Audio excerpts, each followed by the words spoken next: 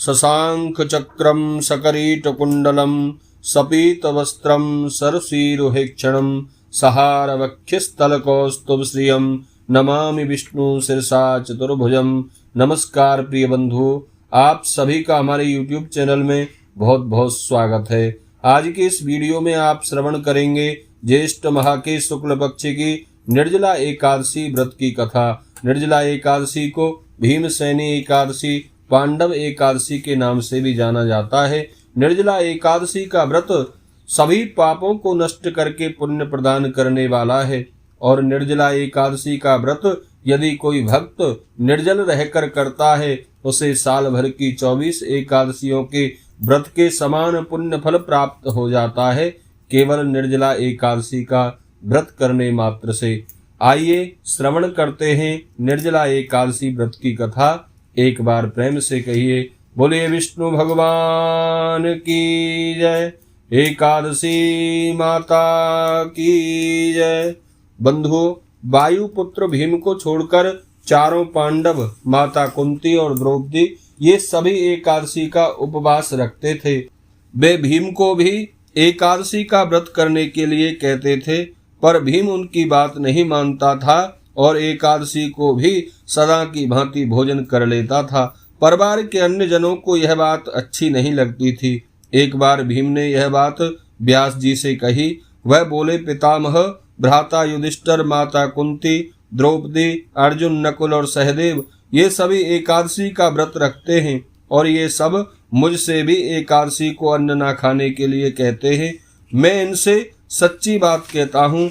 भाई देखो, भक्ति पूर्वक भगवान की पूजा अर्चना तो मैं कर सकता हूँ, दान देने में भी मुझे कोई आपत्ति या कठिनाई नहीं है, पर मैं कभी भी भूखा नहीं रह सकता। तो बताइए मैं क्या करूँ। व्यास जी बोले, भीम, यदि तुम यह समझते हो कि नरकवास बुरा है और स्वर्ग में रहना अच्छा है तो तुमको प्रत्येक महीने की दोनों एकादशियों को उपवास करना ही चाहिए और उस दिन अन्न का त्याग कर देना चाहिए। भीम ने उतावलेपन से पूछा, पूज्यवर, मैं तो आपको बता चुका हूँ कि एक दिन तो क्या, मैं एक समय भी भोजन का त्याग नहीं कर सकता। अतः मेरे लिए पूरे दिन भोजन न करना बेहद कठिन बात है, क्योंकि मेरा नाम तो ब्रकोदर है। मेरे पेट की ज्वाला अधिक अन्न खाने से ही शांत होती है।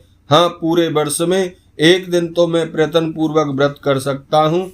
अतः आप कोई ऐसा व्रत बताइए जो पूरे वर्ष में केवल एक दिन करना पड़े और उसे करने से मैं नरकवास से बच सकूं। व्यास जी भीम की बात सुनकर कुछ सोचने लगे, फिर बोले, वायु नंदन, वृष या मिथुन की संक्रांति में ज्येष्ठ मास के शुक्ल पक्ष की एकादशी पड़ती है। उस एकादशी को निर्जला एकादशी कहते हैं। इसका निर्जल व्रत करना होता है। हाँ, आचमन के लिए जल ले सकते हो जो कि आधा तोले से अधिक नहीं हो, क्योंकि आचमन करने से शरीर की शुद्धि होती है, परंतु 6 मासा जल से अधिक ग्रहण करना शराब पीने जैसा है। इस तिथि को भोजन नहीं करना चाहिए, इससे व्रत खंडित हो जाता है। सूर्योदय से सूर्यास्त होने तक यदि मनुष्य जल ना पिए तो उसका 11 एकादशियों के बराबर पुण्य फल प्राप्त होता है। द्वादशी के दिन सूर्योदय से पूर्व ही जग जाना चाहिए। इस दिन स्नान आदि से निवृत्त होकर भूखे ब्राह्मण को भोजन करा देना चाहिए।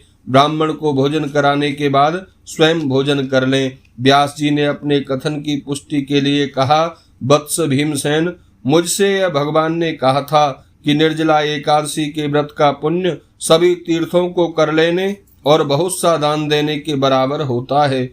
एक दिन निर्जला व्रत करने से मनुष्य सभी पापों से छुटकारा पा लेता है। निर्जला एकादशी का व्रत करने वाले प्राणियों को अपने प्राणांत के समय भयानक यमदूत दिखाई नहीं देते। भगवान के पार्षद स्वर्ग से आते हैं और उन्हें देव विमान में बिठाकर स्वर्ग को ले जाते हैं। निर्जला एकादशी का व्रत संसार में श्रेष्ठ व्रत है, अतः प्रयत्न पूर्वक यह व्रत करना चाहिए।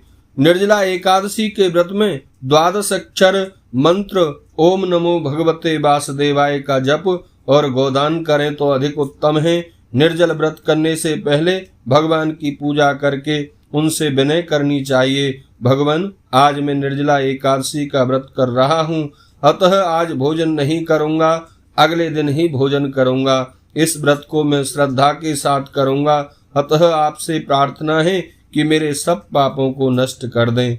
इस दिन स्वर्ण दान का बड़ा महात्म्य है। इस दिन तप, यज्ञ, पूजा आदि करने से जो फल प्राप्त होता है वह इतना अधिक होता है कि उसका वर्णन नहीं किया जा सकता। इस व्रत को करने वाला मनुष्य सदा के लिए वैकुंठ लोक में अपना स्थान सुरक्षित कर लेता है।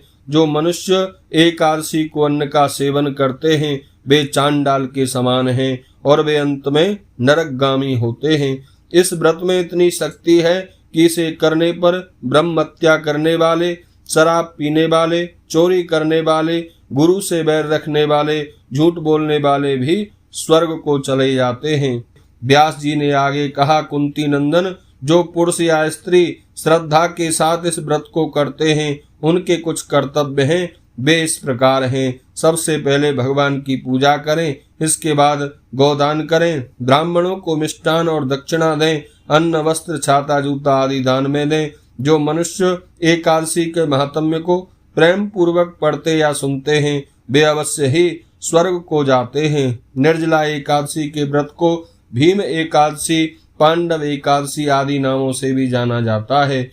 बोलिए विष्णु भगवान की जय।